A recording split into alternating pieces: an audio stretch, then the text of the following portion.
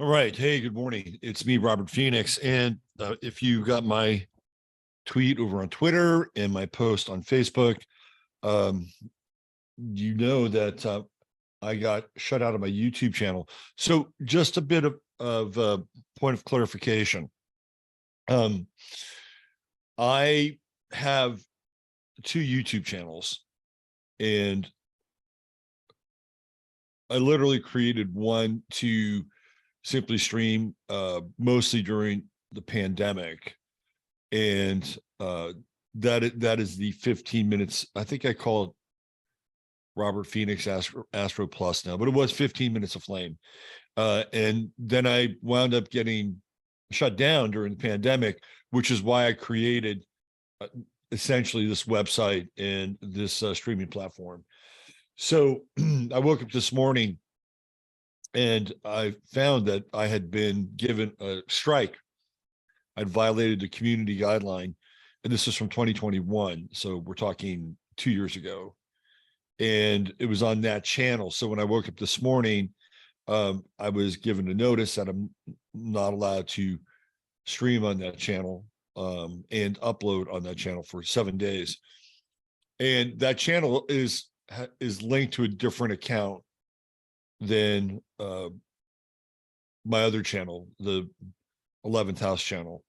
So this morning when I got up, usually YouTube makes a unilateral decision. And I was under the assumption that I cannot stream live on both channels. I went and I checked the 11th house channel, and that's not really true. Looks like I can stream off the 11th house. So that means tomorrow I'll be streaming the Astro Weather from the 11th house. We'll also have the Friday forecast with Russ Winter, which I do the last Friday of every month. And of course, Sunday Night Astro Live will also be on that channel as well. So the good news is that it looks like moving forward on that channel, I'm good. And so that's the good news. The bad news is I guess you have to come here for a day, but this is not a bad place. And I'm also streaming simultaneous on Rumble at the same time. So if you're here, welcome. And I may grab this and just put this up on the 11th house channel as well. I may edit it up a bit, but I'll put it on the 11th house channel. And that way people can still get it. Hey, isn't life grand? Ain't technology grand? You know, it's always an interesting moment when something like that happens. Like, how do you respond? Or so, you know, my go-to, right, is, you know, like, you know, oh, fuck those motherfuckers, and make a big deal out of it inside and get incensed and shake my fist at the hypocrisy of the world and, you know, all the things that go along with that. And I'm like, no, I can't do that, because that's what they want you to do. They want you to get all indignant and self-righteous or righteous. And by the way, those are not states that are out of bounds to respond to with a situation like this. But then you realize that when you do that, you're giving them your power, right? You're giving them your power. You're giving them your energy. It's a transaction. And I refuse to complete the circuit of that transaction. So my approach with all of this is take the emotion out of it. Just take the emotion out of it. Do what you need to do, get it done. And that brings us to Astro Weather. And it's a good segue, because what we're dealing with today is the Aries Moon. So here we have the Aries Moon, and it is now in a conjunction with Jupiter and Chiron. This is a really good discussion to have, because when we deal with Aries, we deal with triage, right? We deal with crisis. That's how Aries operates. First responders, when you look at the roster of first responders, whether it's firefighters or EMTs or police officers, right? Those are all Aries occupations. You have to just jump into the moment, whatever the moment is, saving somebody's life, quenching an out of control fire, putting your theoretical life on the line so you can protect corporations. And I'm just joking a little bit about that last part, but that's what Aries does.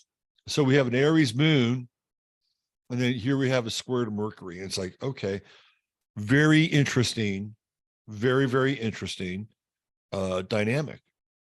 How do I react? How do I respond to the situation? Well, not emotionally. I'm not going there, right? I am not going to go there. I'm going to figure out what I need to do, get there, connect the dots, link up the networks and carry on. That's what Aries does, right? Aries overcomes obstacles. As a sign, Aries is really interesting that way. It's just hardwired into them.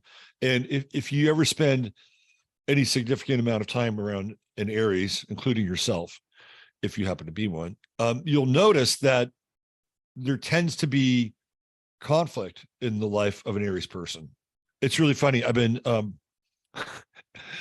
going down the Steven Seagal rabbit hole, and Steven Seagal is an Aries, if you haven't figured that out yet.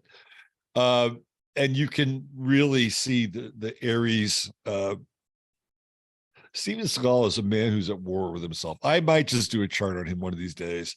I'm not sure I can actually wait until April when it's the start of the day for Steven Seagal, because man, what a torture chart. Anyway, but that's what Aries does, right? Aries is engaged in the conflict, the front lines, the fisticuffs, the brawl with life. Whereas Libra is more of the, hey, let's sit down and talk this out. Let's find middle ground. Let's find an acceptable situation for you and I, and let's come out of this with a win-win. Neither approach is right or neither approach is wrong. There are approaches to how an individual deals with life. So today we have this moon, which is about emotional triage. And look where it is. It's conjunct Chiron. And everything today is about how you respond to crisis. How you respond to crisis. And I got a dose of it this morning. What do I do? How do I put this together? And not only that, but what kind of energy do I want to invest and or have drained off of me? And I'm not going to give them that opportunity, because there's always an upside with things. Some of you who may have gotten the memo on Facebook and or Twitter, now you're here. You're on 15 Minutes of Flame, so I don't really have to show my sign. And it's like, hey, this is what I do from 9/11 to 10/41, Tuesday through Thursday. So it's a bit of an upside. Tomorrow, I'll be back over on YouTube, and I'm still staring down the long-term potential of, I'm just going to call it ghost content from the past that could potentially haunt me. It's a very strange thing to encounter. It's kind of like a Me Too culture in some ways. Something that you've done in the past 10, 15, 20 years ago, all of a sudden now it resurfaces and there's a finger pointing at you. You were a bad person then. I don't think that is an uncommon phenomena moving forward. Let's just put it that way. So how do you deal, right? How do you deal with stress? How do you deal with your emotions being ignited and in conflict in a lot of ways? Mercury, this is how I do it. This is how I do it in Capricorn. I do it at this place. I do it at this time. That's how it works. But today it's like, oh, no, you don't. No, you don't do it that way. So now what happens? Now we have the moon here at 11 Aries, and it comes into a sextile with Mars and Gemini. That's being mutable, that's being adaptable, that's being able to move, right? To pivot. And we get to practice what we preach sometimes. And today I got to practice it even before I got on the show. So this is an interesting dynamic where astrology really comes alive, right? You can see it here. I can see it happening in my own life. And today, my Saturn is at 11 Capricorn. So I have Mercury conjunct my Saturn. And it's like, okay, well, I'm just going to tap in to the best of my ability to that cool Capricornian reserve. And that was the order of the day here, right? Yeah, we do have, as Venus begins to ingress into Pisces, right now we're coming up on a Venus-Mars square, and that's going to be happening for a wee bit of time here, right? Because of the rate that Mars moves and the rate that Venus moves. So they're going to be dancing not so comfortably together over the course of the next week plus. That'll be interesting. And I'll talk more about that tomorrow. Now, Saturn, which is being sort of dragged along here by Venus, isn't really in square with Mars. So we're not going to really focus, but tomorrow I'm going to talk more about the Venus-Mars square coming up here, because Venus in Pisces is it's dreamy and mystical and deep and profound and poetic, and it doesn't want any separation. Venus in Pisces wants to dissolve into the arms of God, right? God is your lover with Venus in Pisces. It's like the Christ bride. But then you're also beloved could represent that as well. But with Mars in Gemini, it upsets the balance a little bit. It makes things a little agitated. Mars in Gemini keeps changing the rules.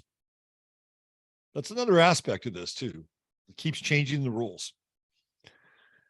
So maybe that's also part of what I've been going through a bit today.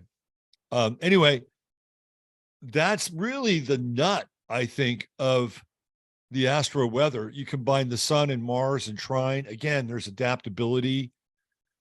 You have the fixed element of the sun in Aquarius combining with the uber mutable element of Mars and Gemini, and you can make changes. I mean, you can be adaptable. So what you want to steer clear of ultimately is you want to steer clear of this Moon Mercury square, and even Mercury squaring Chiron. It's really coming into this place where you have an option. You can go like full metal Aries and get really emotional and get really incensed and shake your fist at the world, or you can be adaptable and you can move, right? And you can say to the rest of the world, or to the archonic forces of the matrix, you're not going to get it. Sorry, go find some other sucker. I'm not giving it up. So yesterday's show, this is interesting because it was just yesterday. I talked about this Venus-Saturn conjunction. And one of the kind of catchphrases I used for it was sticking up for your weird friends. Because there was no aspect. Now, today, that's changed because Venus is moving into square with Mars, which brings up a whole other dynamic. We'll talk more about that tomorrow. So I was watching Joe Rogan, and I don't normally do this on this show, but I wanted to play this because Joe Rogan did a series of interviews with Louis C.K., who I've always thought is one of the most talented, intelligent, funniest comics I've ever seen. He's very thoughtful. And, Louis C.K., it's a little weird too, right? He's a little weird. He's a Virgo, though. I get him. I totally get him. And he and Joe Rogan just did a very long podcast. And there are segments that they chop up. And I caught one last night. And it aired during this Venus-Saturn conjunction. And the story that is told completely typifies what I was talking about yesterday. I want to play you just a brief clip of this, because this, to me, this is really astrology in action. People say, oh, astrology's bullshit. It's bullshit. It's not bullshit when you see it reflected back to you in a very, very clear and obvious way. So let me play this, and then we're going to get into the star of the day, which is very interesting. So I've got to go into YouTube. All right, I'm going to set the stage for this. The premise here is that they're talking about people that they grew up with. And Louis C.K.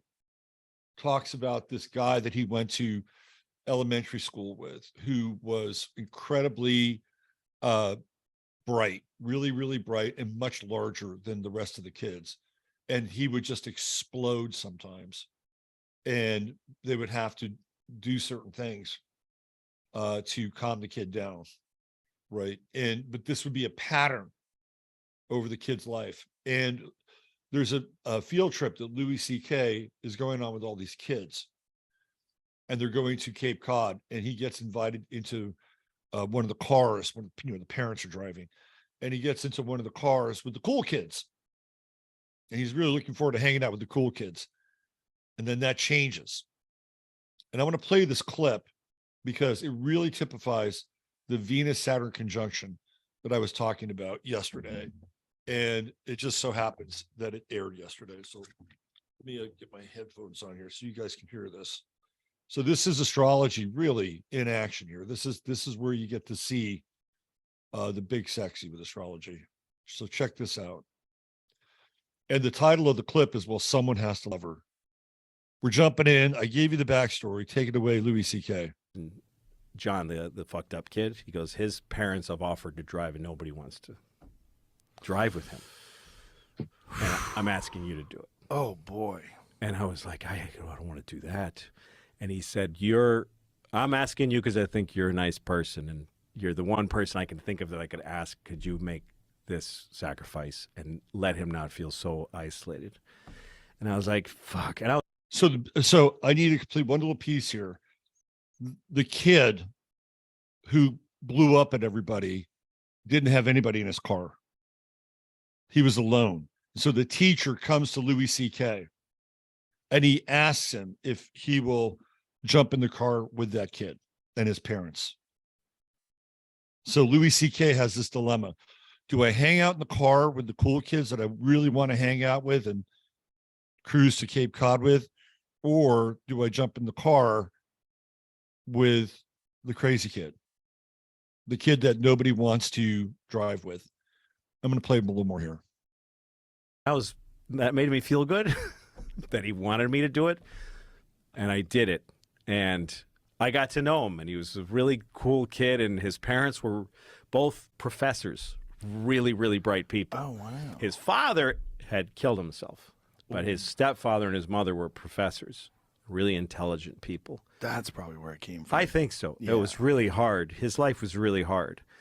And then I knew him for years after that. We were friends, but he would always explode all the way until 17 or so. The last time I saw him, he was like 16, I think. And he was still, we were talking outside of a Brigham's ice cream in Newton Center.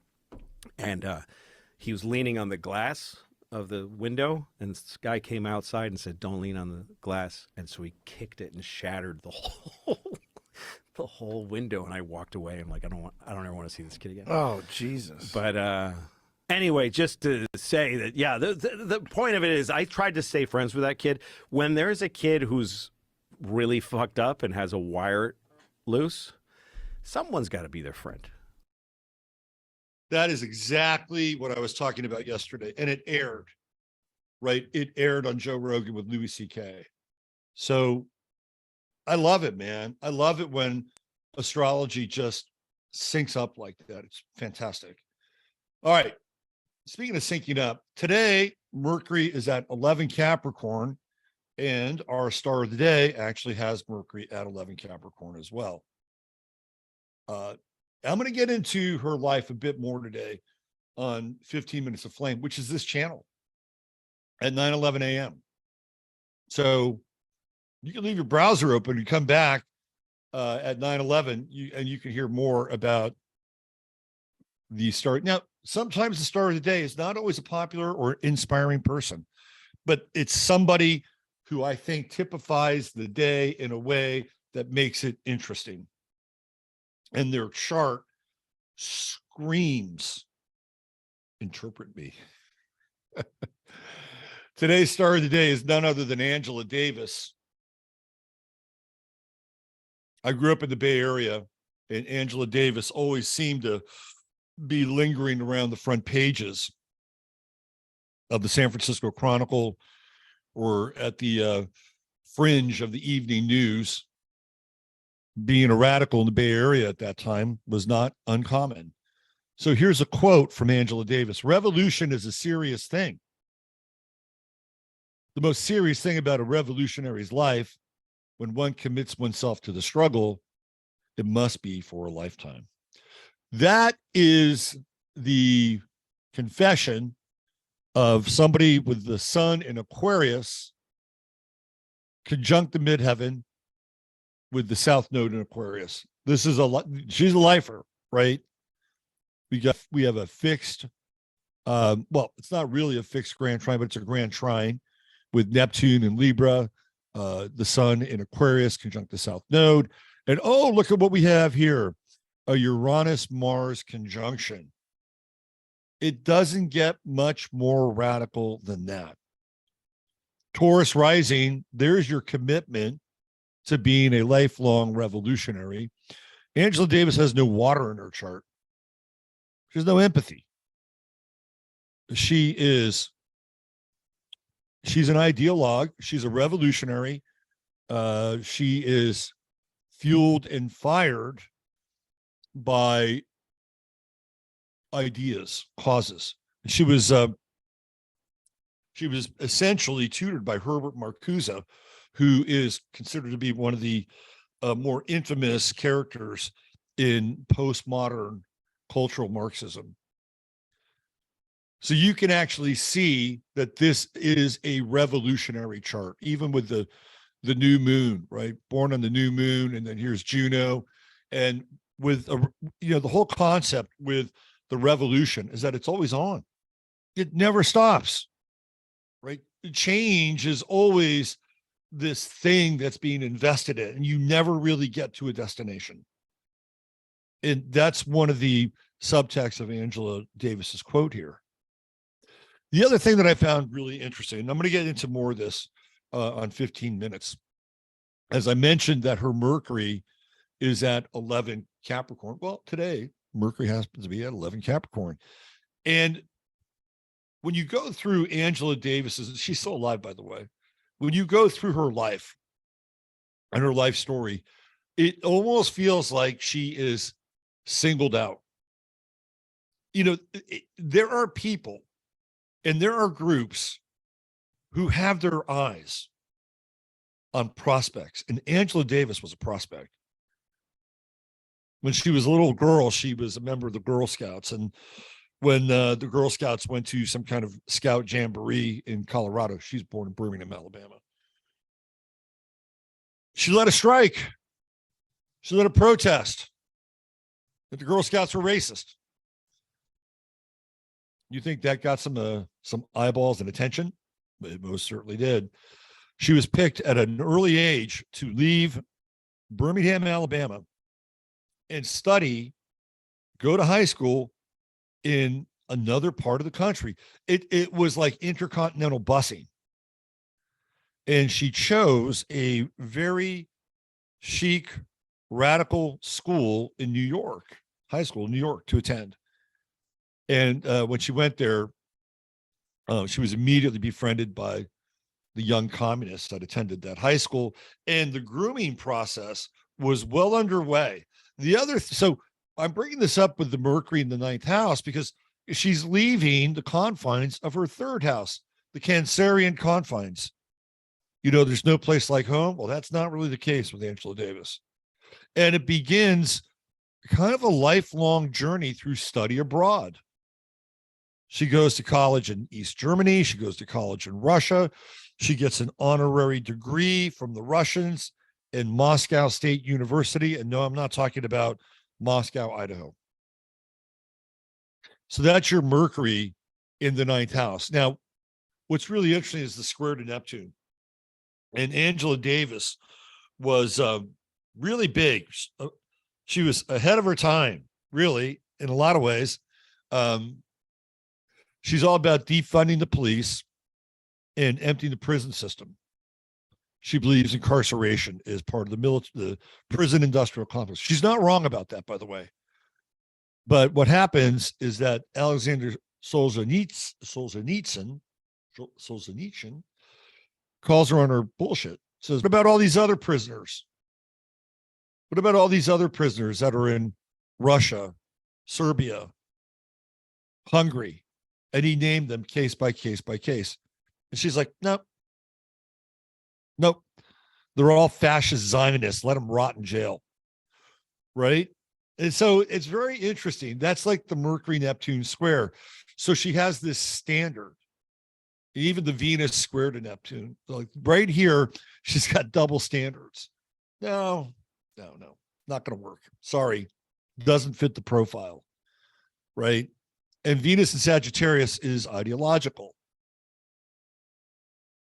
And she has absolutely no empathy, no compassion, and she has zero remorse for what's happening to these people in prisons, which are an institution, no matter where they are in whatever part of the world. Because not all prisoners are equal in the eyes of Angela Davis. All right. Right now, I would normally tell you about this website, but you're here, hopefully. What I will tell you about is some true hemp science. And people have been very, very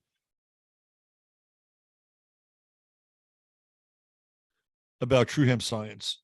And one of the things that I need to clarify is that if you live outside of the country, unfortunately, and I had a conversation with Chris yesterday, he can't ship out of the country. So that's kind of a bummer.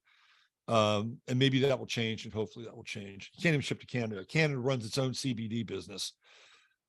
Talk about governmental overreach. Anyway, so I just want to bring you into the website a little bit. And if you look at the comments from yesterday's show over on YouTube, Susie had a really great testimonial about true hemp science on her comment. And she says it's the best CBD she's ever tried. And I'm not going to do a hard pitch right here. If you're interested in finding out more about true hemp science and its products, which I agree with Sue about, go to truehempscience.com. Sorry, I got to get my URL here. truehempscience.com/ref/23. That's where you want to go. truehempscience.com/ref/23. Throw in the 15 mins, 15 MINS code. And guess what? You'll get free product. Just got to spend $100. Help Chris grow his business, keep his operation alive. The 360 super win for everybody. And if you spend $150 or more, you get free shipping. All right. This stream is about to end. Thank you for being here. If it's your first time here, come on back at 9/11. And then I think tomorrow, based on what I saw with my other channel, I think we'll be able to go live on the 11th house channel. If not, I'll certainly let you know. Take good care. Have a blessed day. Bye for now.